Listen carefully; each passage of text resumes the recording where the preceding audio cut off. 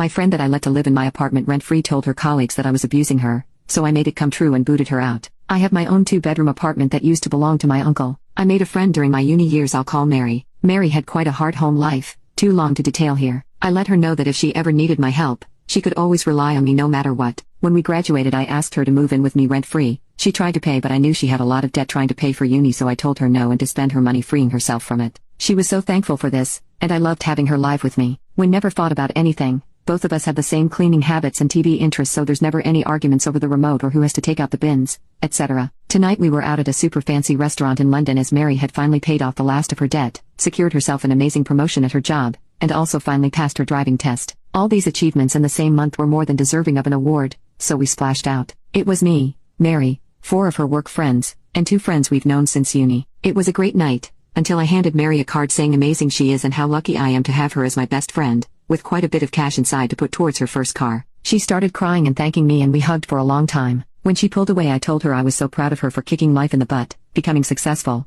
and showing her dad that his dickhead ways couldn't keep her down. After how she'd struggled through uni, pushing pennies together, and working poop jobs, seeing her in her dream career and being such an accomplished woman is absolutely inspiring to me. She looked mad and said, "Please don't do that. You know I don't like it when you do that." She'd never said anything like this to me, ever, so I have no idea where this was coming from. I apologized and said that I didn't realize saying these things would upset her as it's never been my intention. She just scoffed and rolled her eyes, and when I looked up at her colleagues they were all shaking their heads at me and glaring. I felt so awkward I wanted to shrink back into my own skin, and I was mortified that I hurt Mary. Mary didn't talk to me for the rest of the night and ignored me at the table. When we split up to head home, none of her colleagues even looked at me as they left. I said sorry to Mary as she was heading to her room to turn in, but she just shrugged me off, told me she was tired and that we'll talk in the morning. I'm so anxious that she'll want to move out or never talk to me again. I keep going over every interaction in my head to see if I crossed a line in the past, but she never gave any indication that I upset her saying these things before. All her colleagues messaged me saying I was an asshole for saying those things to her and belittling her, but I never ever meant any of those things like that.